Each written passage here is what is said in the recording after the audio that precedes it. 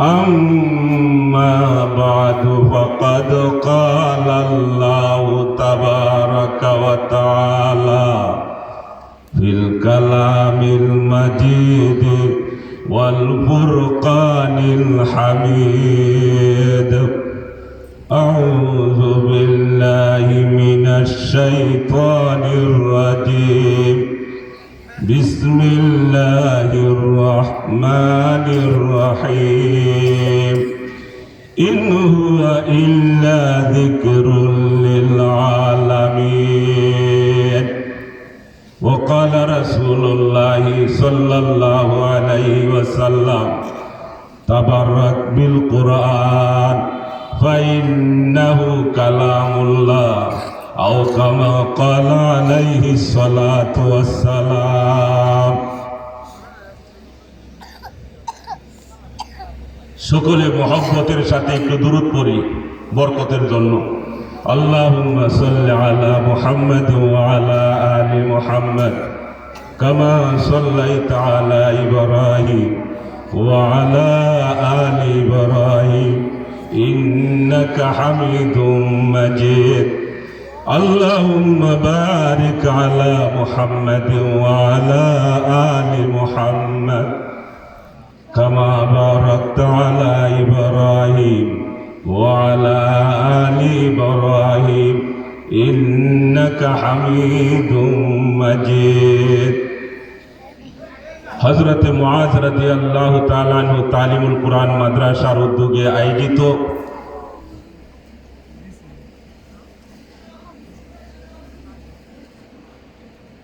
মৃত ব্যক্তিদের আত্মার মাগফিরাত এবং হাফেজ ছাত্রদের পাগড়ি প্রদান উপলক্ষে আলহামদুলিল্লাহ বলেন।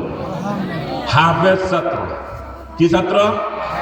হাফেজ ছাত্রদের পাগড়ি প্রদান উপলক্ষে আয়োজিত মহতি জলসার সম্মানিত সভাপতি, উপস্থিত উলামায়ে কেরাম,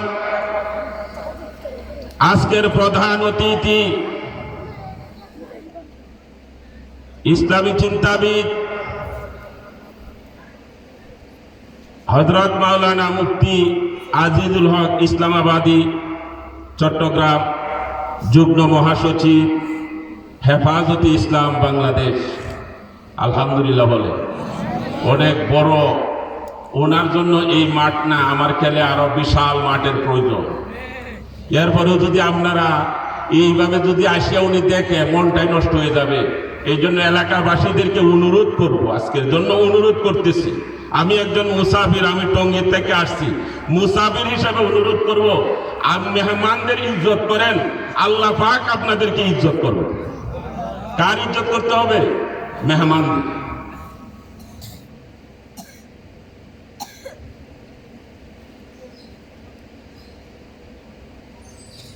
আমার পূর্বে আলোচনা করেছেন হযরত মাওলানা মুহিবুল্লাহ আশিকি সাহেব, আরো আলোচনা করবেন আলহাজ হযরত মাওলানা অ্যাডভোকেট রফিকুল ইসলাম সাহেব। আল্লাহ পাক আজকের আয়োজন, আজকের মাহফিল এবং হাফেজ ছাত্রদের বরকত আমাদের সকলের জন্য নসিব করে দেন, সকলে বলি আমিন। এমন একটা কোরআনী মাহফিলে আল্লাহ পাক যে মুসলিম সমাজ আজ চরম অবনতির সম্মুখীন, ঠিক কিনা বলেন? একে তো নাস্তিক মুরতাদদের কালো থাবা, এছাড়া ধর্মীয় শিক্ষা দীক্ষার অবক্ষয়, সমাজের অধিকাংশ লোকই নামাজ কালামের দ্বার ধারে না, ইসলামী সভ্যতা ইমানি মূল্যবোধকে জলাঞ্জলি দিয়ে বিজাতীয় কৃষ্টি কালচার বরণ করতে মোটেই কণ্ঠাবোধ করে না। মানবতার এহেন দুর্দিনে দুবাউরা উত্তরপাড়া পশু হাসপাতাল সংলগ্ন মাঠে আল্লাহ পাক একটা জান্নাতের বাগানে আমাকে আপনাদের সকলকে আসার বসার দিনী আলোচনা শোনার এবং বলার তৌফিক দান করেছেন। এই জন্য মনিবের দরবারে উচ্চ সুরে উচ্চ কণ্ঠে মহব্বতের সাথে কালিমাতুর শুকর আদায় করি আলহামদুলিল্লাহ। জোরে বলেন আলহামদুলিল্লাহ।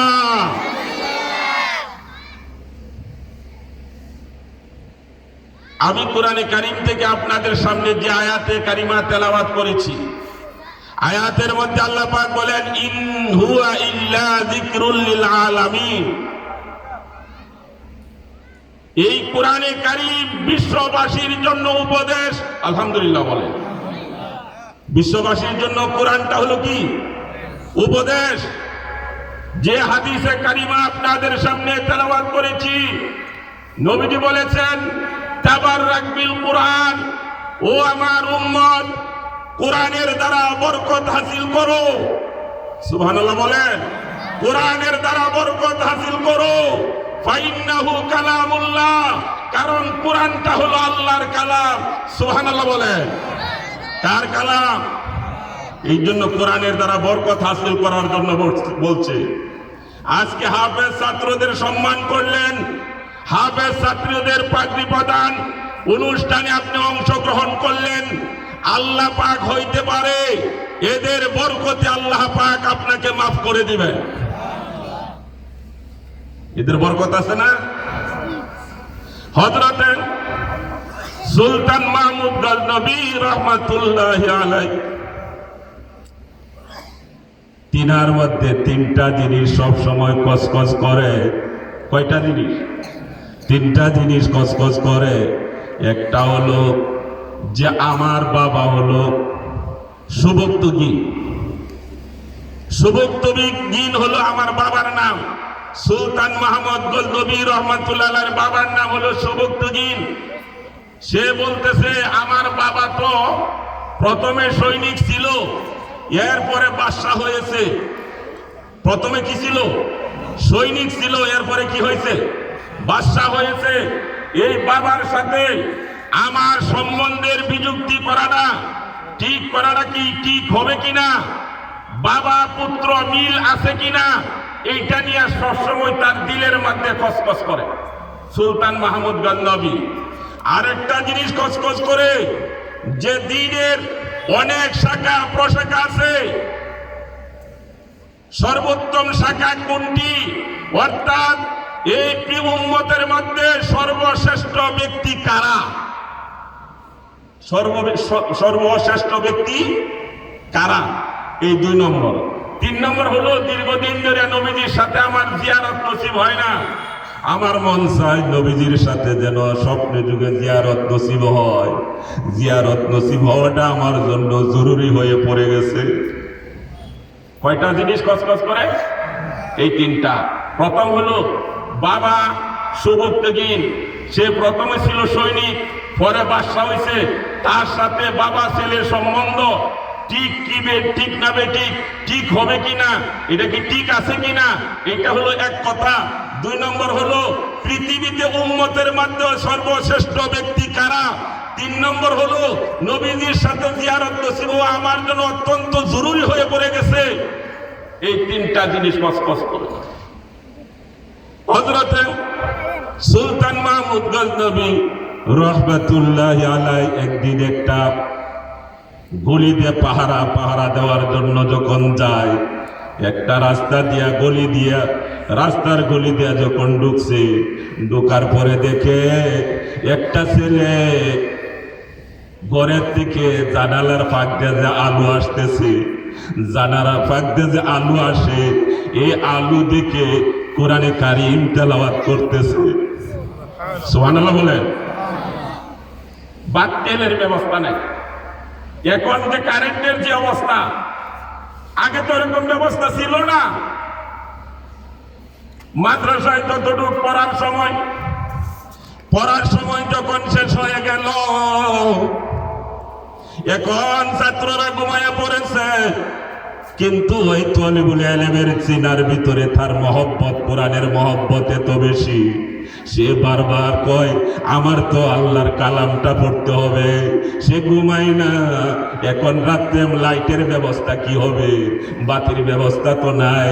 এই জন্য পাশের বাড়িতে লাইট দেখা যায়, একটা চেরাগ জ্বলতেছে, বাতি জ্বলতেছে, বাতির আলু আসতেছে, জানালার মধ্যে যে আলু আসতেছে, এই আলুতে কোরআনে কারীম তেলাওয়াত করতেছে। সুবহানাল্লাহ। সুলতান মাহমুদ গজনবী রহমাতুল্লাহি আলাইহি এই অবস্থা দেখে এই অবস্থা দেখে যে ছেলেটার এখন তো বাবা তোমার কি তেলের ব্যবস্থা নাই, তোমার কি লাইটের ব্যবস্থা নাই? সে বলতেছে না, আমার লাইটের ব্যবস্থা নাই, তেলের ব্যবস্থা নাই, আমি কেমনে, আমি কি করব? এই জন্য এই বাড়িতে জানালার ফাঁক দিয়ে আলু আসতেছে, আমি এখানে বসে কোরআন শরীফ তেলাওয়াত করতেছি। সুবহানাল্লাহ।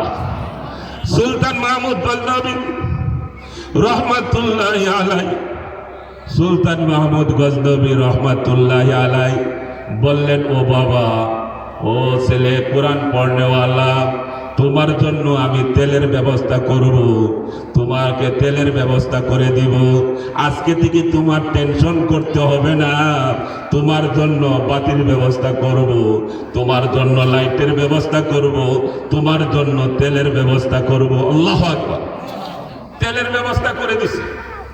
করে যাওয়ার পরে এশার নামাজের পরে যখন ঘুমিয়ে গেছে, ঘুমিয়ে যাওয়ার পরে স্বপ্নে যুগে নবীজির জিয়ারত নসিব হয়ে গেছে। জোরে কন্যা, আরো জোরে। নবীজির জিয়ারত নসিব হয়ে গেছে। কার বরকতে? তলিবুল ইলমের দোয়ার বরকতে। সুবহানাল্লাহ বলবেন না? হাফেজ ছাত্রদের পাগড়ি প্রদান অনুষ্ঠানে আপনি অংশগ্রহণ করবেন, এটাও তো একটা বরকত। আর হাফেজ ছাত্রদের তেলের ব্যবস্থা করে দেওয়ার কারণে, হাফেজ ছাত্রের তেলের ব্যবস্থা করে দেওয়ার কারণে আল্লাহ পাক তাকে স্বপ্নে যুগে বিশ্বনবী মুহাম্মদুর রাসূলুল্লাহ সাল্লাল্লাহু আলাইহি ওয়াসাল্লামকে স্বপ্নে যুগে জিয়ারত নসিব করে দিয়েছে। নবীজি স্বপ্নে যুগে বলে, এই যে সন্দেহটা ছিল বাবাকে নিয়ে সন্দেহ ছিল না, বলছিলাম যে বাবাকে নিয়ে সন্দেহ ছিল, নাম ধরে বলতেছে, ও সুবুক্তগিনের ছেলে। সুবহানাল্লাহ বলে। নবীজি যখন নাম ধরে বলতেছে হয় সুবুক্তগিনের ছেলে, এখন বাবার সাথে তার সম্বন্ধটা এ নিয়ে আর কোনো চিন্তা আসেনি, আর টেনশন নাই। শেষ। এ সুবুক্তগিনের ছেলে সুলতান মাহমুদ গজনবী, তুমি পৃথিবীর মধ্যে শ্রেষ্ঠ ব্যক্তি, পৃথিবীর মধ্যে শ্রেষ্ঠ ব্যক্তি, একজন তালিবুল ইলমের খেদমত করেছো। সুবহানাল্লাহ। পৃথিবীর মধ্যে সর্বশ্রেষ্ঠ ব্যক্তি কারা? কি বুঝছেন?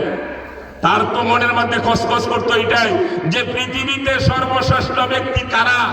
ওই পৃথিবীর মধ্যে সর্বশ্রেষ্ঠ ব্যক্তি একজন তালিবুল ইলম, একজন আলেমের তুমি খেদমত করেছো, লাইটের তেলের ব্যবস্থা করে দিয়েছো। তাহলে নবীজি স্বপ্ন যুগে তাকে জানায় দিলেন পৃথিবীর মধ্যে শ্রেষ্ঠ ব্যক্তি কারা। পৃথিবীর মধ্যে শ্রেষ্ঠ ব্যক্তি হলো তারা যারা হলো তালিবুল ইলম এবং উলামায়ে কেরাম। সুবহানাল্লাহ বলবেন না? নবীজি বলছেন পৃথিবীর মধ্যে সর্বশ্রেষ্ঠ কারা? উলামায়ে কেরাম, তালিবুল ইলম। বলেন তো নবীজির সাথে জিয়ারত নসিব হওয়ার কারণ কি? কি কারণে হয়েছে? তালিবুল ইলমের লাইটের ব্যবস্থা করে দেওয়ার কারণে। সুবহানাল্লাহ বলেন। প্যারে হাজিরিন, এই কোরআনের দ্বারা বরকত দেওয়ার জন্য, বরকত হাসিল করার জন্য নবীজি বলেছেন, এই কোরআন এমন একটা কোরআন, হাদিসের মধ্যে নবীজি বলেছেন, ও তালিবুল ইলম, যারা তালিবুল ইলমদেরকে মহব্বত করবে, উলামায়ে কেরামদেরকে সম্মান করবে, নবীজি বললেন আল্লাহ পাকের আহাল আছে, আল্লাহ পাকের আহাল আছে, পরিবার আছে, আল্লাহর পরিবার আছে। আল্লাহর পরিবার আসেনি? আল্লাহ পাক সূরা ইখলাসের মধ্যে বলেছেন, কুল হুয়াল্লাহু আহাদ আল্লাহুস সামাদ লাম ইয়ালিদ ওয়া লাম ইউলাদ ওয়া লাম ইয়াকুল লাহু কুফুয়ান আহাদ। আল্লাহর কি পরিবার আসেনি? আল্লাহর নবী বললেন আল্লাহর পরিবার আছে। সাহাবায়ে কেরাম জিজ্ঞাসা করলেন, ইয়া রাসূলুল্লাহ, ইয়া হাবিবাল্লাহ, আল্লাহর তো কোনো পরিবার নাই। কয় আল্লাহর পরিবার হলো আল্লাযীনা ইয়াকরাউনাল কুরআন, যারা দুনিয়ার জমিনে কোরআন পড়ে তারাই হলো আল্লাহর আহাল। সুবহানাল্লাহ বলবেন না? যারা কোরআন পড়ে, দুনিয়ার জমিনে যারা কোরআন তেলাওয়াত করে, যারা কোরআনে কারীম পড়ে, আল্লাহর নবী বলেছেন তারা হলো আল্লাহর আহাল। সুবহানাল্লাহ বলেন। কার আহাল? আল্লাহর আহাল। আল্লাহর নবী বললেন এই আলেমদেরকে, কোরআন পড়নেওয়ালা তালিবুল ইলমদেরকে যারা সম্মান করবে, আল্লাহ পাক কিয়ামতের ময়দানে সম্মান দিয়া তাদেরকে জান্নাত দিবেন। জান্নাত। সুবহানাল্লাহ বলেন। কি দিবেন? কি দিবেন? জান্নাত। এই যে তালিবুল ইলমরা আজকে হাফেজ ছাত্ররা মাথায় পাগড়ি পাবে, আমরা বরকত নেওয়ার জন্য আসছি, ঠিক কিনা বলেন? আল্লাহ যেন এদের বরকতে আমাদেরকেও মাফ করে দেন, সকলে বলেন আমিন। মাদ্রাসাকে যেন কবুল করেন, সকলে বলেন আমিন। প্যারে হাজিরিন, এই আলেমদেরকে যারা সম্মান করবে, নবীজি বলেছেন তালিবুল ইলমদেরকে যারা সম্মান করবে, আল্লাহ পাক তাদেরকে সম্মান করবেন। আর যারা তাদেরকে বেইজ্জতি করবে, অপমান করবে, অপদস্থ করবে, আল্লাহ পাক তাদেরকে অপদস্থ করিয়া জাহান্নামে প্রবেশ করাইবেন। নাউজুবিল্লাহ বলেন। কই দিবেন? আলেমদের সাথে হিংসা করো, যারা উলামায়ে কেরামের সাথে বিদ্বেষ পোষণ করে, যারা তালিবুল ইলমদের সাথে শত্রুতা পোষণ করে, বিদ্বেষ পোষণ করে, দুনিয়াতে আল্লাহ পাক তাকে তিনটা শাস্তি দিবেন। কয়টা শাস্তি বলেন? তিনটা শাস্তি। প্রথম শাস্তি হলো উলামায়ে কেরামের সাথে যারা বিদ্বেষ করবে তার কামাই রোজগারে বরকত থাকবে না। দুই নম্বর শাস্তি হলো জালেম বাদশা তার উপর চাপায়া দিবেন। তিন নম্বর শাস্তি হলো উলামায়ে কেরামের সাথে যারা বিদ্বেষ পোষণ করবে, তালিবুল ইলমদের সাথে যারা বিদ্বেষ পোষণ করবে, মৃত্যুর সময় ঈমান নিয়ে মরতে পারবে না, এরা বেঈমান হয়ে মারা যাবে। নাউজুবিল্লাহ বলেন। কে বলছেন? বিশ্বনবী মুহাম্মদুর রাসূলুল্লাহ সাল্লাল্লাহু আলাইহি ওয়াসাল্লাম বলেছেন যারা উলামায়ে কেরামদেরকে উলামায়ে কেরামদেরকে অপদস্থ করবে, উলামায়ে কেরামদেরকে তালিবুল ইলমদের সাথে যারা বিদ্বেষ পোষণ করবে, এরা তিন শাস্তিতে লিপ্ত হবে। কামাই রোজগারে বরকত থাকবে না, ঠিক কিনা বলে? দুই নম্বর শাস্তিটা কি? জালেম বাদশা চাপায়া দিব। তিন নম্বর শাস্তি হইবে যে মরার সময় উলামা বিদ্বেষী, তুলামা বিদ্বেষী, আলেম উলামা বিদ্বেষী, তালিবুল ইলম বিদ্বেষী, তারা ঈমান নিয়ে মরতে পারবে না, বেঈমান হয়ে মারা যাবে। কে বলছেন? বলেন নবীজি সাল্লাল্লাহু মুহাম্মদুর রাসূলুল্লাহ সাল্লাল্লাহু আলাইহি ওয়াসাল্লাম বলেছেন। আমার ভালো লাগে, আমি মাদ্রাসার মুহতামিম সাহেবের সাথে কাছে শুনেছি আপনারা মাদ্রাসাটারে মহব্বত করেন, ভালোবাসেন। আলহামদুলিল্লাহ বলেন। হুজুরে বলছেন না, খুব মহব্বত করে, ভালোবাসে। কিতাবের মধ্যে লিখে বরকত হাসিল করেন। এইটা হলে এমন বরকত, আপনার সন্তানকে যদি কোরআনে কারীম শিক্ষা দেন, আপনার সন্তান যদি দ্বীন শিখে, আপনার জন্য লাভ কি? কি লাভ হবে? লাভ আছে না? আল্লাহর নবী বলেছেন কোন ব্যক্তির সন্তান বাবা, কোন সন্তানের বাবা মা যখন মুমূর্ষ অবস্থায় থাকে, মৃত্যুর সাথে মুমূর্ষ অবস্থায় যখন থাকে, তার জান যখন কবজ হবে, জান কবজ হবে কিনা বলেন? কুদার বিকট সৃষ্টি আমি মত আমার নাম, ববের লীলা সাঙ্গ করা হইল আমার কাম। পিতা মাতা হরণ করে এতিম করে চাও, আওলাদ হরণ করে কাদাই বাবা মায়, বাইকে নিয়ে কাদাই বোন, বোন নিয়ে ভাই, আমার ভীষণ চবুল হইতে রক্ষা কারণ নাই। আসেন এই আজরাইল আলাইহিস সালাম যখন কোন ব্যক্তির জান কবজ করার জন্য যখন আসবে, এমন অবস্থায় তার সন্তান, তার আপনজন তার পাশে বসে সূরাতু ইয়াসিন, সূরাতু ইয়াসিন, সুবহানাল্লাহ বলেন, সূরা ইয়াসিনটা যখন তেলাওয়াত করে, আল্লাহর নবী বলেছেন আকাশ থেকে 10 জন করে ফেরেশতা অবতীর্ণ হইতে থাকে। সুবহানাল্লাহ কইবেন না? কয়জন?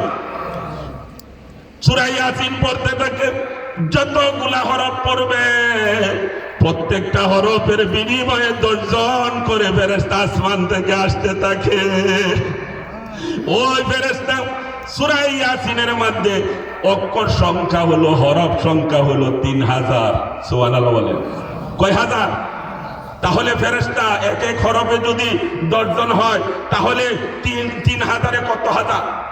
30,000 ফেরেশতা। আলহামদুলিল্লাহ বলে 30,000 ফেরেশতা অবতীর্ণ হইয়া ওই মুমূর্ষ ব্যক্তির চতুর্দিকে দাঁড়িয়ে বলতে থাকে, আল্লাহ আপনার নবী বলেছেন যারা সূরা ইয়াসিন তেলাওয়াত করবে মুমূর্ষ ব্যক্তির পাশে বসে, আপনার নবী বলেছেন আকাশ থেকে 10 জন করে ফেরেশতা আসে।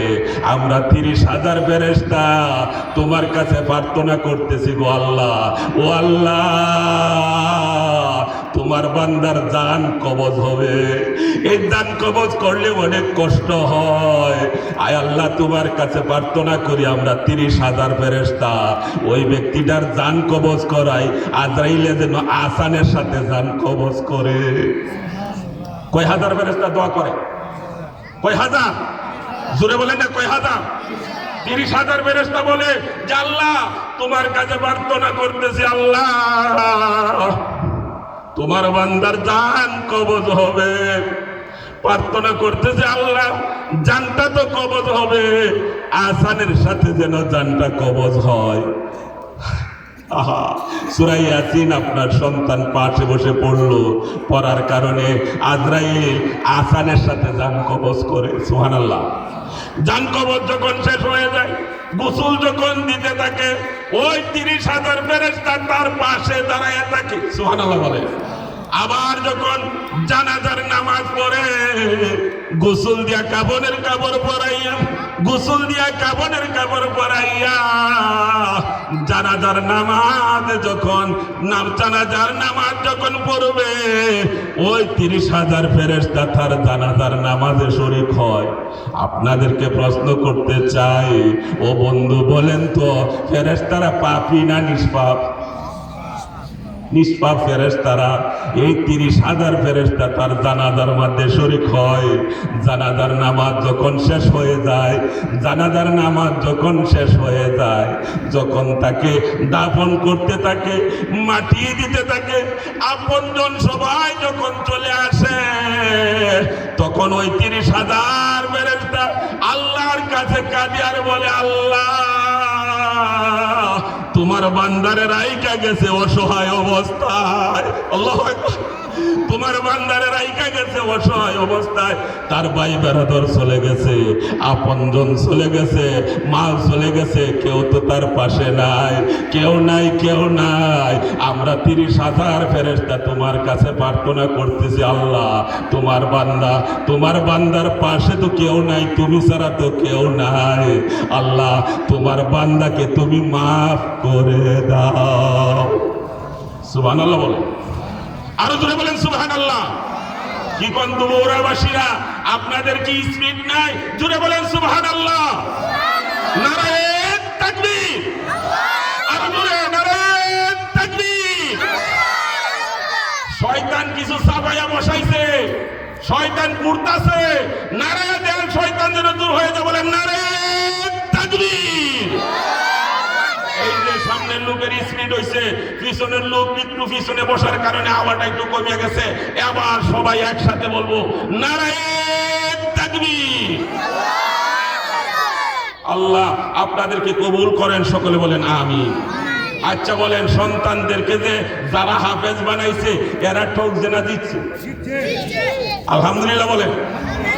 ঠক জেনা দিচ্ছে? আরে কুরআন পড়ল, হাদিসের মধ্যে আসছে এক ব্যক্তি তার বাবার আগে সন্তান মারা গেছে। এক ব্যক্তির সন্তান আগে মারা গেছে, বাবা পরে মারা গেছে, এমন আছে না? সন্তান আগে নিয়ে গেছে, সন্তান চলে যাওয়ার পরে বাবা স্বপ্নে দেখে, স্বপ্নে যুগে দেখতেছে রে বাবা, বাবা স্বপ্নে দেখে তার ছেলেটারে দেখতেছে জাহান্নামের আগুনে জ্বলতেছে। স্বপ্নে দেখে ছেলে জাহান্নামের আগুনে জ্বলতেছে, আগুনের মধ্যে জ্বলতেছে। স্বপ্নে যুগে অনেক কান্দাকাটি করছে। বলেন অনেক মানুষ স্বপ্নে কাঁদে না? স্বপ্নে কাঁদতেছে। ঘুম যখন ভেঙে গেল দেখে চোখের মধ্যে পানি। ছেলের স্বপ্নে দেখলো এই অবস্থায় অস্থির হয়ে গেছে। কি করা যায়, কি করবে? আল্লাহর কাছে নামাজ পড়ে দোয়া করতেছে, আল্লাহ তুমি আমার ছেলেটারে নিয়ে গেছো, আল্লাহ তুমি শাস্তি দিও না, তারে তুমি মাফ করে দাও। এইভাবে বারংবার বাবা মা দুজনে কাঁদতেছে। কাঁদার পরে কয়েকদিন পরে আবার যখন ঘুমাইছে, 2-3 দিন পরে যখন আবার ঘুমাইছে, ঘুমানোর পরে দেখে ছেলেটারে আবার স্বপ্নে যুগে তার ছেলের সাথে দেখা হয়ে গেছে। ছেলেরে দেখতেছে একটা সুন্দর সিংহাসনের মধ্যে ছেলে বসে আছে। জোরে জোরে, আরো জোরে। সিংহাসনে বসে আছে, সুন্দর বাগান, ফুল বাগান, বাগানের মধ্যে একটা বিশাল সুন্দর সিংহাসন। সিংহাসনের মধ্যে ছেলে বসে আছে। এই সিংহাসনের মধ্যে ছেলে বসে আছে। দেখলো, দেখে জিজ্ঞাসা করে, বাবারে, স্বপ্নে স্বপ্নে ছেলে আর ভাবে কথা বলে, বাবারে কয়েকদিন আগে তোমারে দেখছি আগুনের মধ্যে জ্বলতেছো বাবা, এখন তো দেখলাম তোমার তুমি তো একটা সুন্দর চেয়ারের মধ্যে সিংহাসনে বসে আছো, সুন্দর একটা বাগান দেখা যায়, কি কারণে তুমি এই সুন্দর মর্যাদা, এই মর্যাদা লাভ করলে? ছেলে বলতেছে, বাবা একজন তালিবুল ইলম, আল্লাহু আকবার, তালিবুল ইলম এই কবরের পাশে দিয়া যখন যায়, যাওয়ার সময় 3 বার সূরা ইখলাস পড়ছে। সুবহানাল্লাহ, কয়বার? 3 বার সূরা ইখলাস পড়ছে। সূরাতুল ইখলাস 3 বার পড়িয়া আল্লাহর কাছে এই আমাদের যত মুর্দেগান আছে কবরে, এই সকল মুর্দেগানের রুহে সব রেসানি করিয়া দিছে, যে এই সকল মুর্দেগানকে এই 3 বার সূরাতুল ইখলাসে সব রেসানি করলাম। এর কারণে আমার ভাগ্যে যতটুকু সব এসেছে, আল্লাহু আকবার। আমরা 500 কবরবাসী কতজন? 500। আমরা মুর্দা কতজন? 500। এই 500-র মাঝে আমার ভাগ্যে 3 বার সূরাতুল ইখলাস পড়ার কারণে যতটুকু সব বরাদ্দ হয়েছে আমার অংশে আসছে। এই কারণে আল্লাহ আমাকে এই মর্যাদা দান করছে। এটা কিসের মর্যাদা? এই জন্য আমি আপনাদের সামনে হাদিস খানা তেলাওয়াত করেছি। আল্লাহর নবী বলেছেন, তাবাররাক বিল কুরআন ফাইন্নাহু কালামুল্লাহ। নবীজি বললেন, এটা হলো কোরআন, কোরআনের দ্বারা বরকত হাসিল করো, কারণ কোরআনটা হলো আল্লাহর কালাম। কোরআন কার কালাম?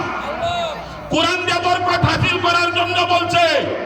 প্যারে হাজিরিন, একজন সাহাবীর নাম বলতেছি, সাহাবীটা হলো আব্দুল্লাহ ইবনে মাসউদ রাদিয়াল্লাহু তাআলা আনহু। বলেন রাদিয়াল্লাহু তাআলা।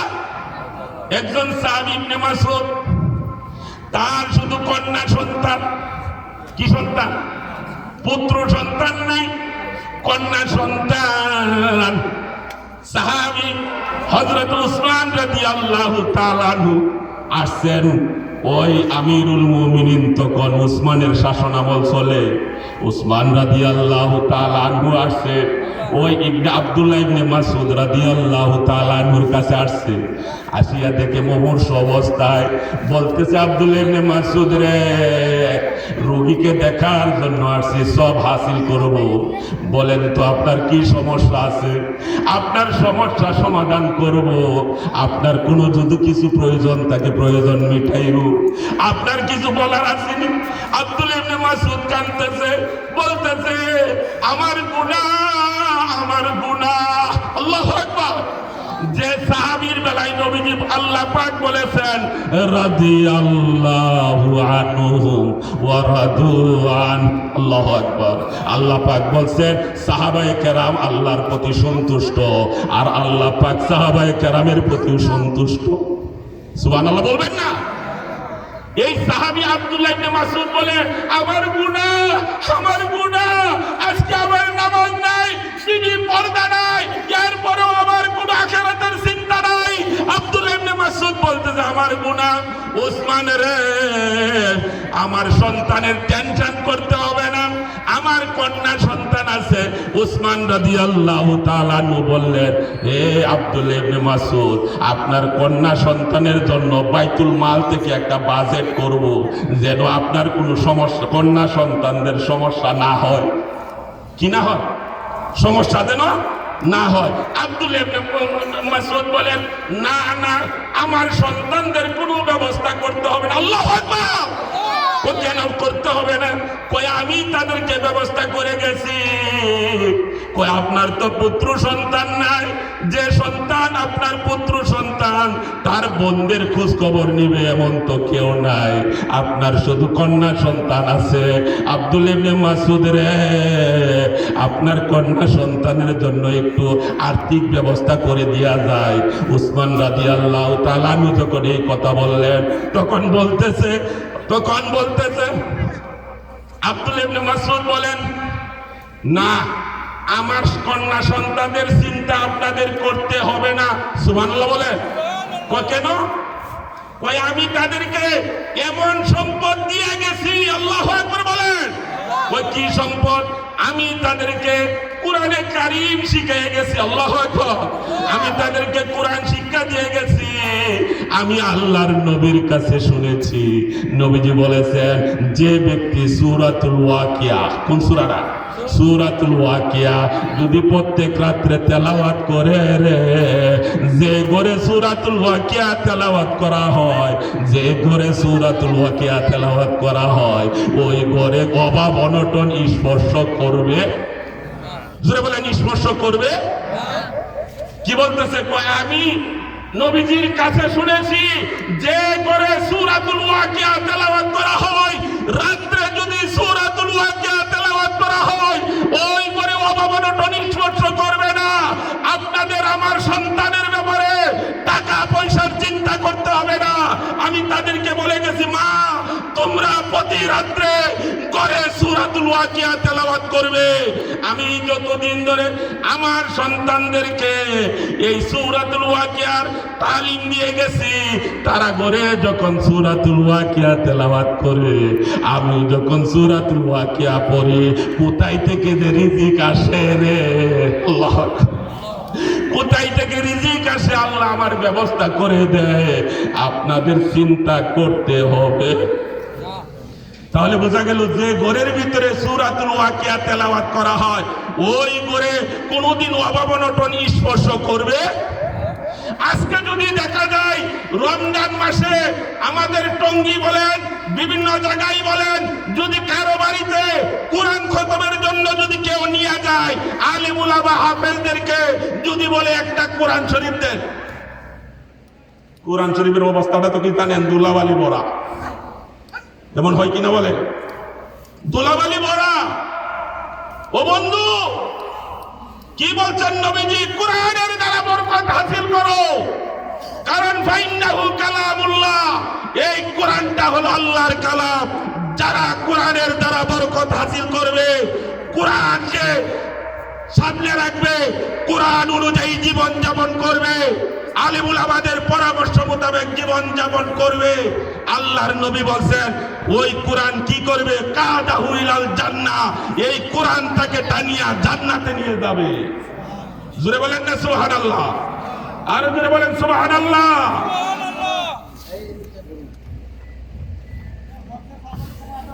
প্রিয় হাজিরিন, আপনাদের কাছে অনুরোধ থাকবে, এই মাদ্রাসার সাথে সম্পর্ক রাখবেন ইনশাআল্লাহ। হাদিসের মধ্যে আসছে, কিয়ামতের ময়দানে আল্লাহ পাক জিবরাইলকে বলবেন, জিবরাইল, ও জিবরাইল, হাশর মাঠে এলান করো, হাশর মাঠে এলান করো। ও কি এলান করব? ও যারা দুনিয়ার জমিনে কোরআন পড়তো তারা যেন দাঁড়ায় যায়। হাশরের মাঠে এলান করো, ঘোষণা করো, ঘোষণা করো, যারা কোরআন পড়তো তারা যেন দাঁড়ায় যায়। আচ্ছা, যারা মুখস্থ করতে পারে, এটা তো কিছু না হবে, সামনে খালি দাঁড়াও, এই কথা বলছিনি। জিবরাইল ঘোষণা করছেন, একবার, দুইবার, তিনবার ঘোষণার সাথে সাথে যে সময় শেষ হয়ে গেছে আমি বুঝছি। ভাই এসে গেছে আমার বড় ভাই আলহাজ হযরত মাওলানা অ্যাডভোকেট রফিকুল ইসলাম ভাই, মহব্বতের মানুষ এসে গেছে। আমার কথাও শেষ করে দিচ্ছি আপনাদের কাছে যে এদেরকে মহব্বত করলে কি লাভ। এই যে মাদ্রাসার তলিবুল ইলমদেরকে, উলামায়ে কেরামদেরকে মহব্বত করার লাভটা কি, এই ঘটনাটা বলি শেষ করে দিচ্ছি। জিবরাইল আলাইহিস সালাম ঘোষণা দেওয়ার সাথে সাথে সবাই দাঁড়ায় যাবে, তখন হযরত দাউদ আলাইহিস সালামও দাঁড়াইবেন। সুবহানাল্লাহ বলেন। আল্লাহ পাক বলবেন, দাউদ একটু সুললিত কণ্ঠে, তোমার কণ্ঠটা তো অনেক সুন্দর মধুর কণ্ঠ, সুললিত কণ্ঠে এদেরকে একটু কোরআনে কারীম তেলাওয়াত করে শোনাও। আল্লাহ পাক হাফেজদেরকে বলবেন, কোরআন পড়নেওয়ালাদেরকে বলবেন, ও কোরআন পড়নেওয়ালারা তোমরা কোরআনে কারীম পড়ো, তেলাওয়াত করো, কোরআনে কারীম তেলাওয়াত করো, আর এক এক দরজায় উপরে উঠতে থাকো। সুবহানাল্লাহ। আচ্ছা কোন মানুষ যখন মরে যায় আমরা কি কাফনের ভিতর থেকে কোরআন দিয়া দেইনি, কোরআন শরীফ দিয়া দেইনি? এখন যারা হাফিজুল কোরআন তারা না মুখস্থ করতে পারবে, যারা কোরআন শরীফ দেখা দেখা পড়তে জানে তারা কি করবে? হাদিসের মধ্যে আছে আলহামাহু, আলহামাহু, ইলহাম অর্থ ইলকাউ শাইফিল কলব, আল্লাহর পক্ষ থেকে কোন জিনিস অন্তরে ঢেলে দেওয়ার নাম হলো ইলহাম। তখন আল্লাহর পক্ষ থেকে ইলহাম হবে, ওই যারা দেখা দেখা পড়তা তোমাদের সাথে তো কোরআনে কারীম নাই, আমি ইলহাম করে দিলাম। আয়নার মধ্যে চেহারা দেখলে যেমন দেখা যায়, তখন তার সামনে এইভাবে কোরআনে কারীমটা ভাসতে থাকবে, কোরআনে কারীম ভাসতে থাকবে, মনে হয় সে দেখা দেখা কোরআন শরীফ পড়তেছে।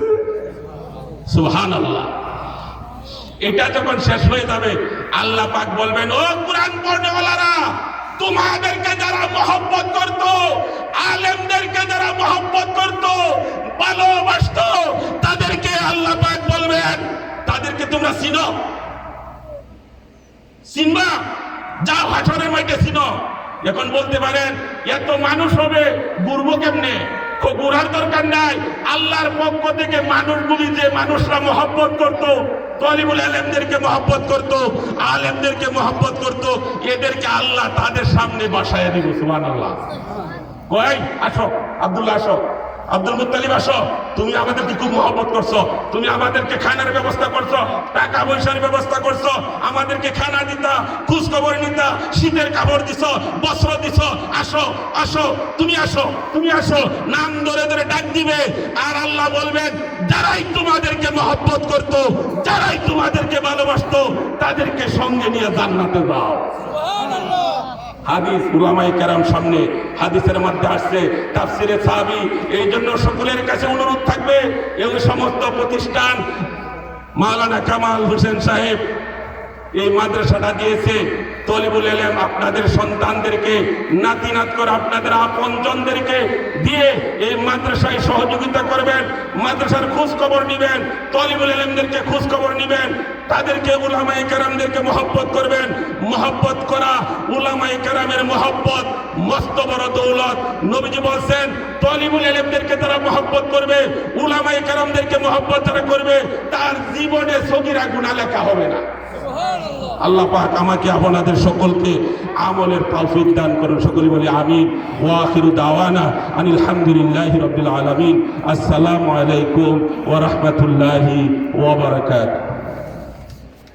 মাশাআল্লাহ, জাযাকাল্লাহ।